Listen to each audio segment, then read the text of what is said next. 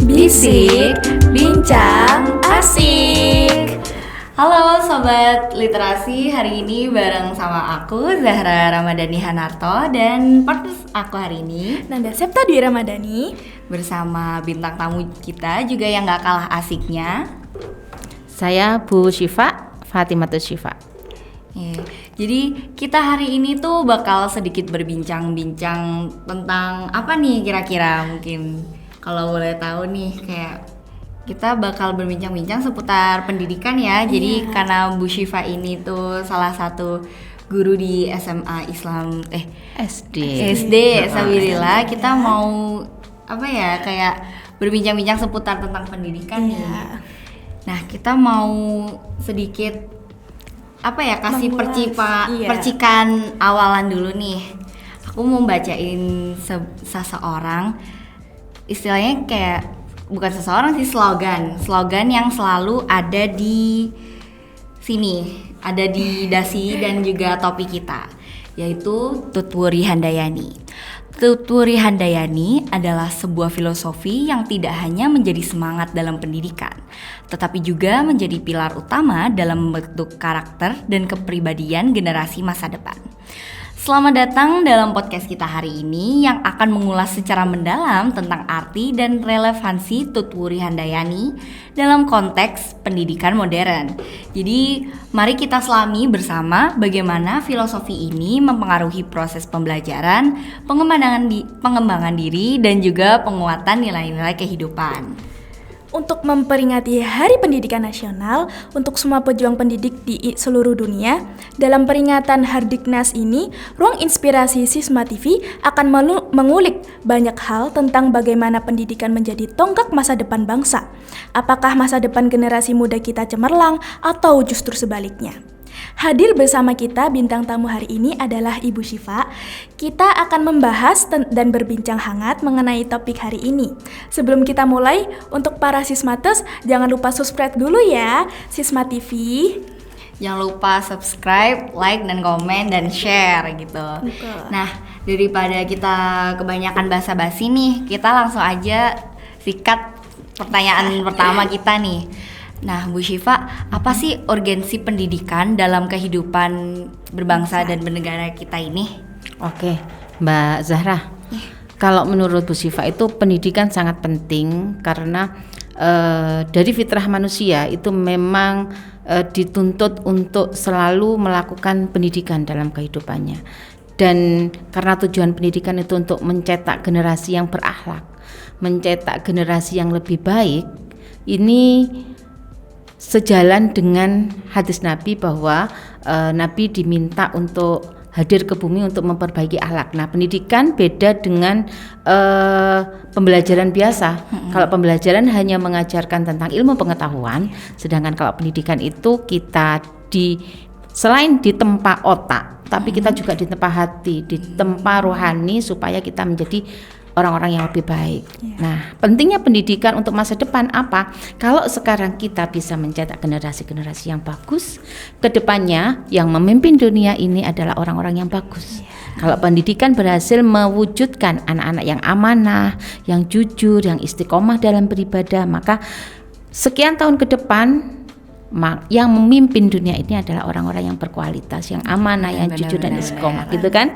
Nah, sering kita lihat mungkin hasil pendidikan yang ada beberapa tahun yang lalu, mungkin kita lihat ada korupsi, ada ketidakjujuran, itu juga salah satu bentuk kekurang berhasilannya. Kalau Bu Syifa katakan mungkin ada beberapa sisi yang hilang sehingga mungkin di Indonesia dianggap belum benar-benar bisa mencetak generasi unggul yang bagus di segala bidang.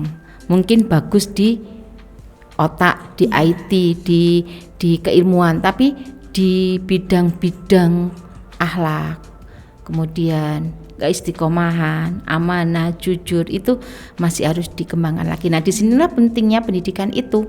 Dengan pendidikan mulai dari SD, TK, SD, SMP, SMA dikawal terus, harapannya nanti ke depan apa yang diperoleh dari pendidikan tidak hilang dan itu bisa diaplikasikan dalam kehidupan sehari-hari itu.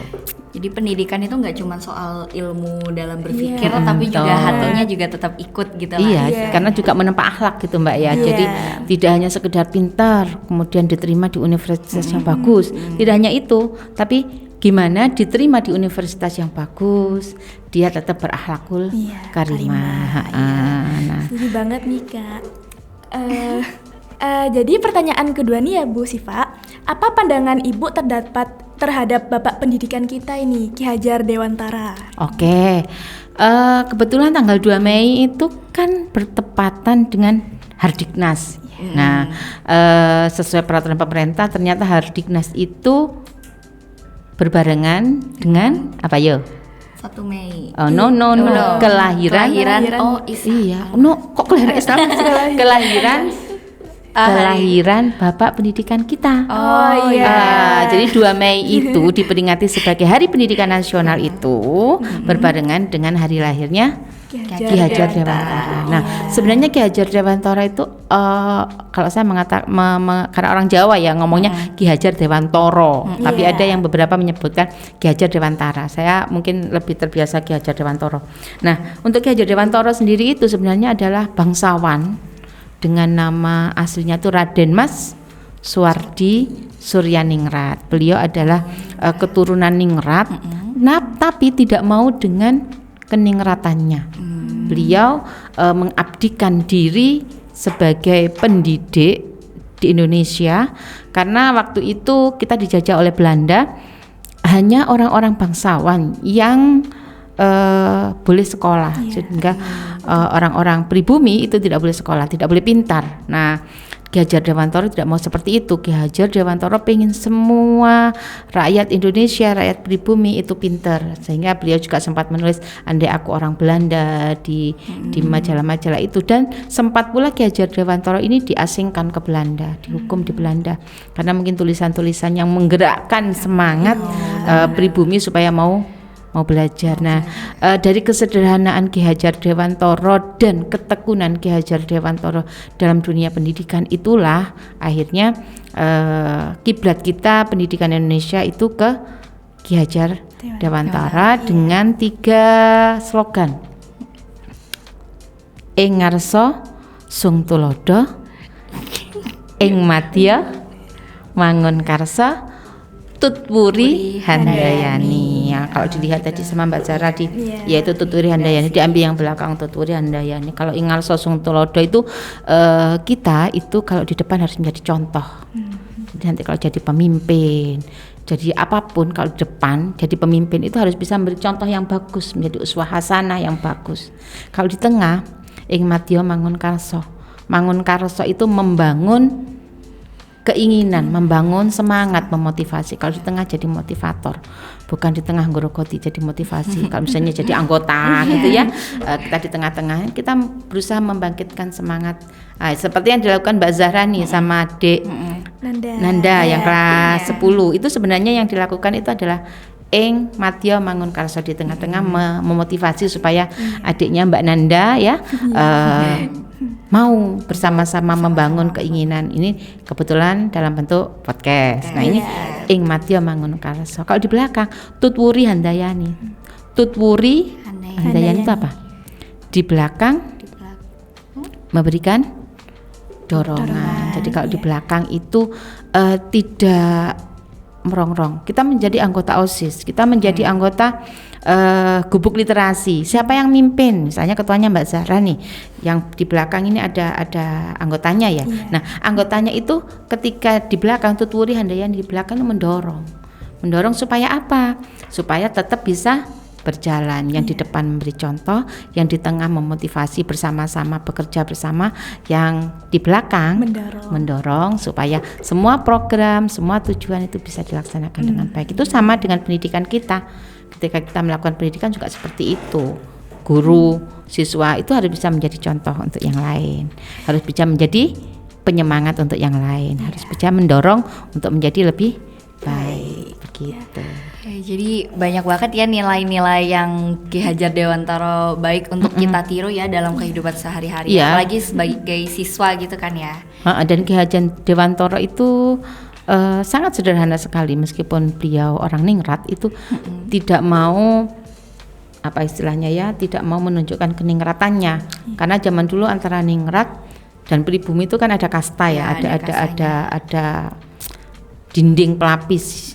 Kalau ketemu ningrat itu harus hormat, harus mukuk-mukuk. Dan Ki Hajar Dewantara tidak mau seperti itu, menyamaratakan, sehingga dari nama Raden Mas Suwardi Suryaningrat itu beliau ganti ketika usia 40 menjadi Ki Hajar Dewantara. Ki Hajar itu adalah pengajaran, pendidikan, Dewantara itu adalah utusan yang tiada terkira, itu diganti namanya begitu supaya tidak terkesan ningrat, supaya bisa merakyat gitu.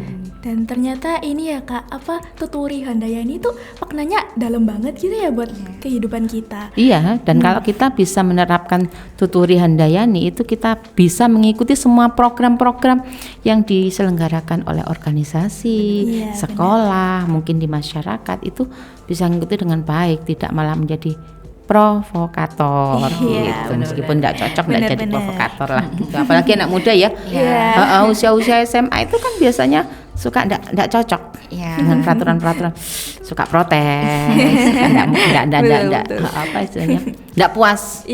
Apalagi di ma'had mungkin ya ada nggak cocok. Tapi kalau kita mengacu pada Tuturi Handayani, oh iya saya ini anggota, saya ini harus ngikut, mendorong supaya menjadi lebih baik, karena peraturan dibuatkan untuk kebaikan. Iya, benar. Oke. Pertanyaan keempat, kira-kira apakah Sisma ini sudah menerapkan nilai-nilai pendidikan ini ya yang diajarkan oleh Ki Hajar Dewantara kira-kira? Kalau menurut Mbak sendiri gimana? Selama 3 tahun, 2 tahun sekolah di Sisma itu kita kira-kira meniru enggak? Banyak tentu aja sih, nggak cuman di sekolah aja tapi juga di ma'had kita diterapkan banyak istilahnya nilai-nilai yang di luar dari kayak ilmu kecerdasan pengetahuan berpikir aja gitu ya. Tapi juga didekatkan rohaninya di ma'had gitu juga, kayak diajarkan gimana kita kayak jadi beribadah, terus menghargai, terus sekiranya kayak nilai-nilai yang nggak terlalu diajarkan di buku tuh kita terapkan di ma'had gitu. Jadi menurut saya sih sudah gitu kalau di dalam ma'had. Berarti saya kan sebenarnya tidak harus menjelaskan secara jerentreh karena Mbak Zahra sama Mbak Nanda itu kan pelaku di sini. Betul.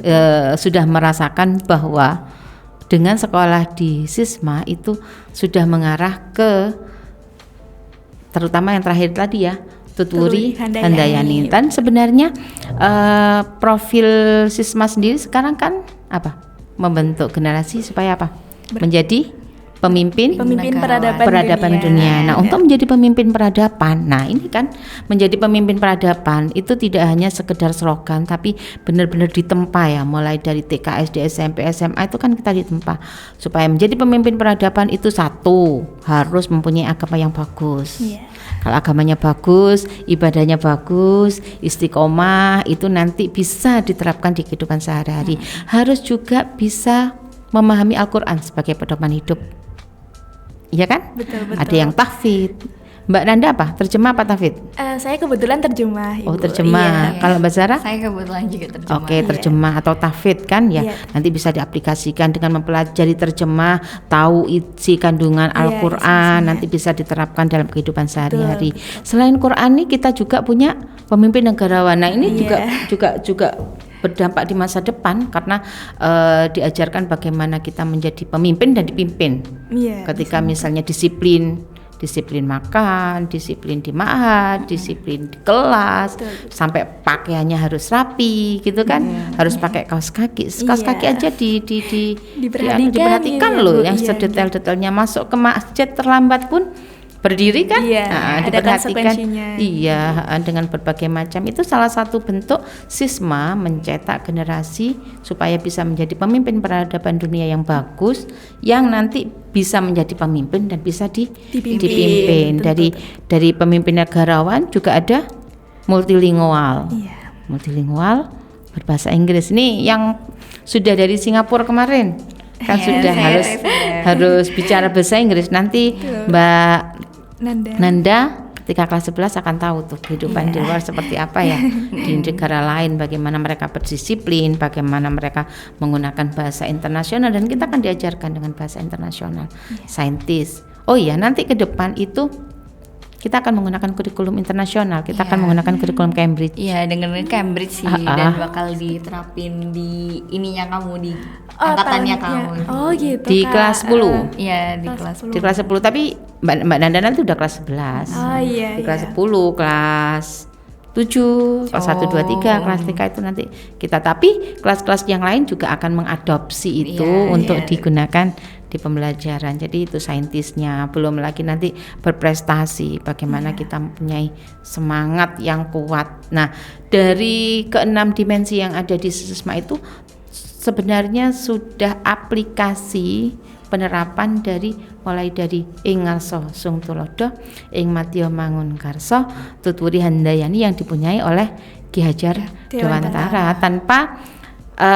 tanpa kita menjadi sekolah yang ini sekolahnya Ki Hajar Dewantara nih, bukan, tanpa menggunakan itu kita juga langsung menerapkan apa yang sudah diajarkan Bapak pendidikan kita Ki Hajar Dewantara, dan dalam kegiatan sehari-hari di SISMA mulai dari TK sampai SD, mungkin yang Mbak Nanda dan Mbak Zahra ketahui itu semuanya dikemas, pembelajarannya semuanya dikemas untuk membentuk akhlakul karimah. Yang paling penting itu supaya akhlakul karimah tidak hanya pinter sesuai dengan pendidikan kita ya, semboyan akhlakul karimah, akhlakul karimah, akhlakul karimah.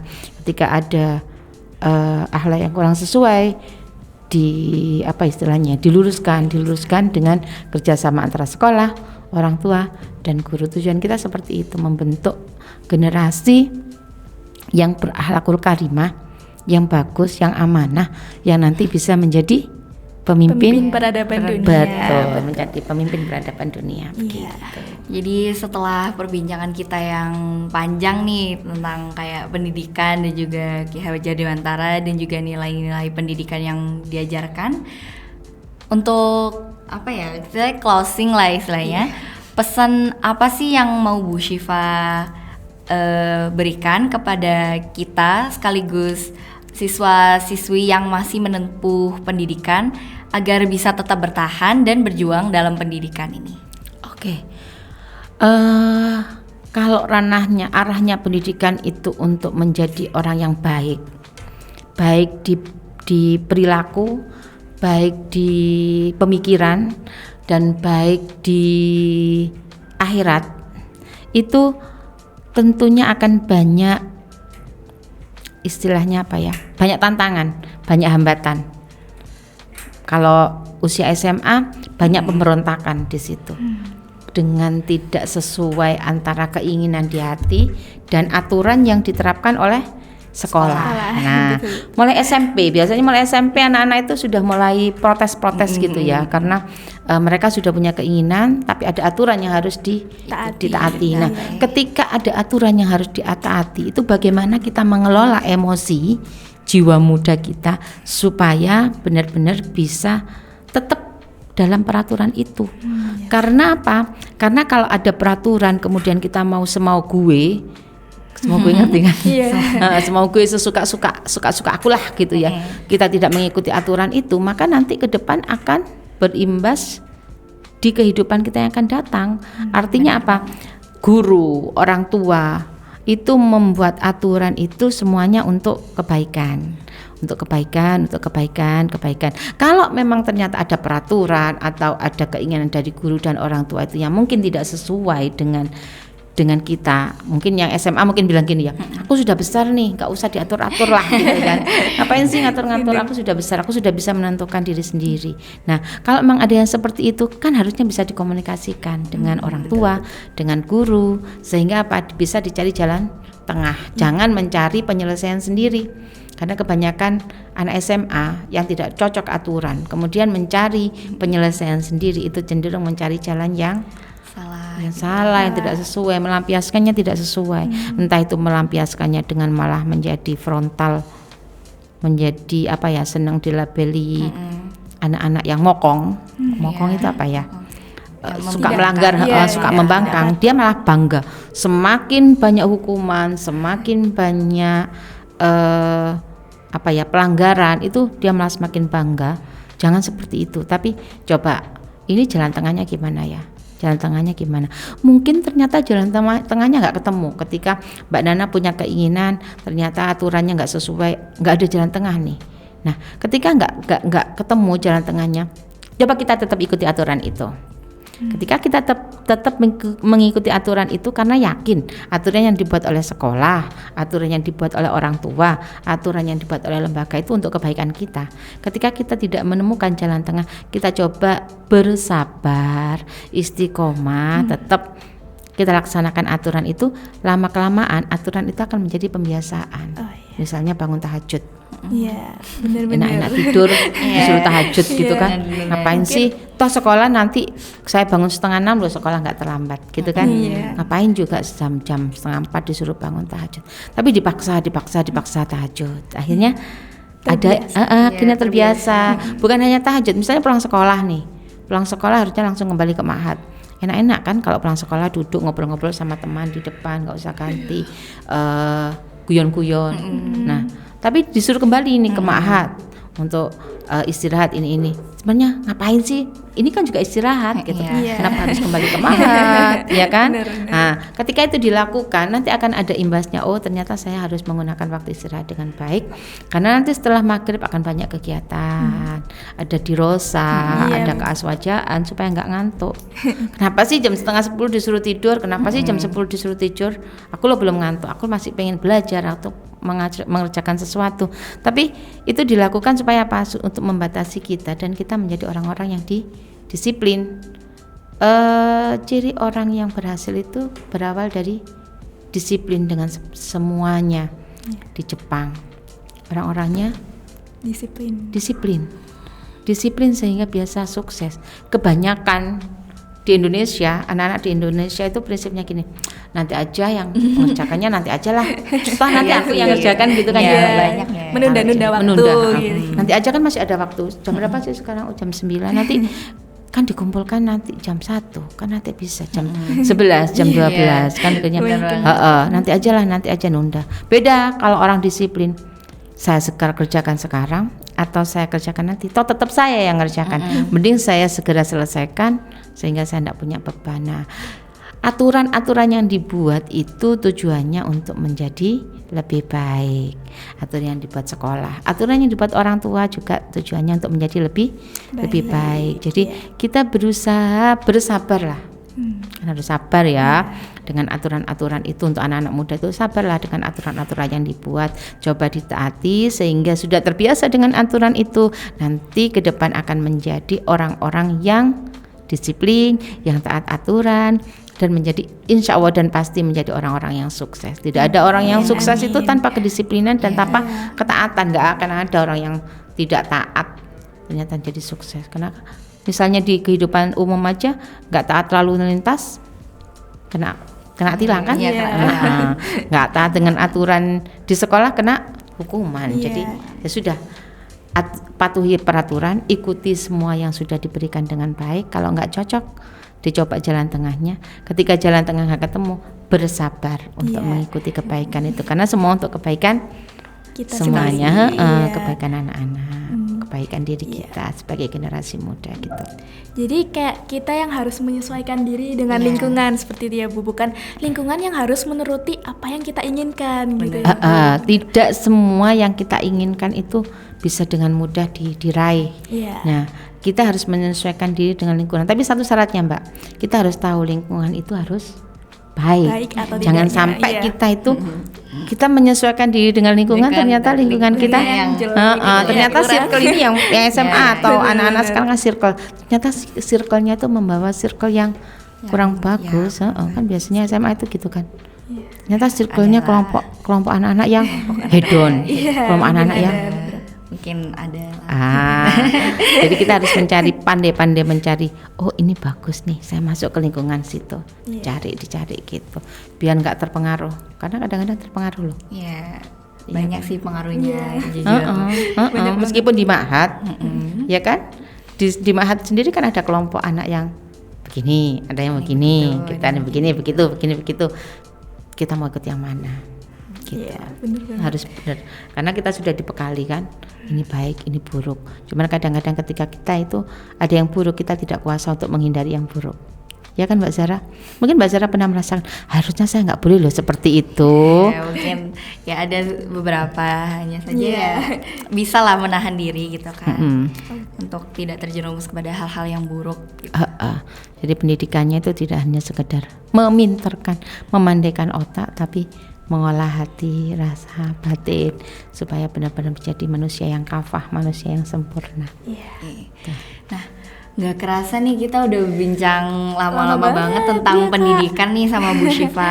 Nggak kerasa ternyata kita udah di penghujung acara nih. Kita udah di penghujung bisik bincang asik kita kali ini. Sebelum kita mengakhiri bincang asik kali ini, aku mau ngajarin Bu Syifa slogannya GL yang biasanya kita pakai buat GL itu menutup apa? Gubuk Gubuk literasi. Oh, gubuk literasi. Nah, nanti kalau misalnya saya bilang salam literasi, Bu Syifa sama Nanda bakal gimana nih aku?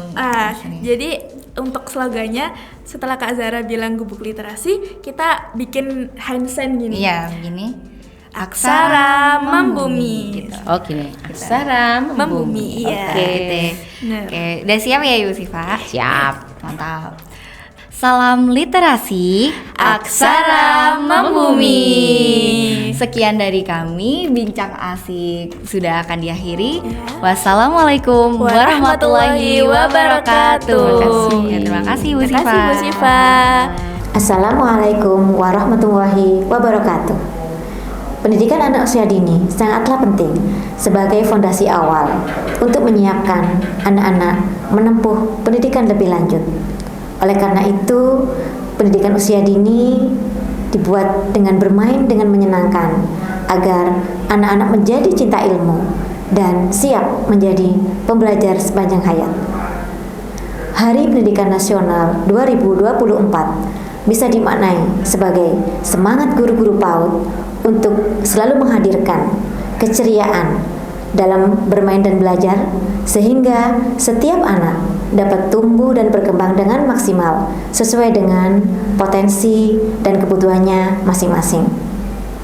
Selamat Hari Pendidikan Nasional 2024. TKIS ceria. Sabilillah we love. Sekolah Sabila, sekolah pemimpin peradaban dunia. Wassalamualaikum warahmatullahi wabarakatuh. Assalamualaikum warahmatullahi wabarakatuh. Pendidikan adalah kunci utama membuka masa depan yang penuh harapan dan kemungkinan. Saya, Nurul Khotimah SPDI, Kepala TK Islam Sabillah Malang II, mengucapkan Selamat Hari Pendidikan Nasional buat seluruh pendidik di seluruh Indonesia yang mempunyai dedikasi tinggi membentuk karakter, minat, bakat anak-anak Indonesia. Semangat buat para pendidik Indonesia. Wassalamualaikum warahmatullahi wabarakatuh. Assalamualaikum warahmatullahi wabarakatuh. Kami dari SD Islam Sabillah Malang mengucapkan Selamat Hari Pendidikan Nasional 2024. Pendidikan adalah investasi terbaik untuk masa depan. Pendidikan juga kunci kemajuan bangsa. Mari bersama-sama membangun generasi muda yang cerdas dan berkarakter. Teruslah belajar dan berkarya untuk masa depan yang lebih cemerlang dan gemilang. SDIS sukses. Sabilillah we love. Wassalamualaikum warahmatullahi wabarakatuh. Assalamualaikum warahmatullahi wabarakatuh. Saya Muhammad Isnin Hasan SPD, Kepala SD Islam Sabilillah Malang II, mengucapkan Selamat Hari Pendidikan Nasional untuk Indonesia. Hari Pendidikan Nasional merupakan peringatan untuk menghargai pentingnya pendidikan untuk pembangunan bangsa dan untuk mencintai ilmu pengetahuan serta memposisi diri untuk selalu belajar dan berkembang. Terima kasih. Wassalamualaikum warahmatullahi wabarakatuh. Assalamualaikum warahmatullahi wabarakatuh. Selamat memperingati Hari Pendidikan Nasional tahun 2024. Mari kita mendidik sepenuh hati, menumbuhkan motivasi, gali potensi diri demi mengukir prestasi. Belajar tiada henti, berguna untuk negeri ini. Bergerak bersama, lanjutkan merdeka belajar. SMPIS hebat. Sabilillah, we love. Sekolah Sabilillah, sekolah pemimpin peradaban dunia. Wassalamualaikum warahmatullahi wabarakatuh. Assalamualaikum warahmatullahi wabarakatuh. Pendidikan adalah upaya mencerdaskan kehidupan bangsa. Cerdas bermakna tidak hanya tentang akademik yang baik, tetapi juga cerdas dalam berpikir kritis dan kreatif untuk memecahkan sebuah masalah. Cerdas dalam bertingkah laku dan berkarakter baik untuk menggapai maqaman mahmudah.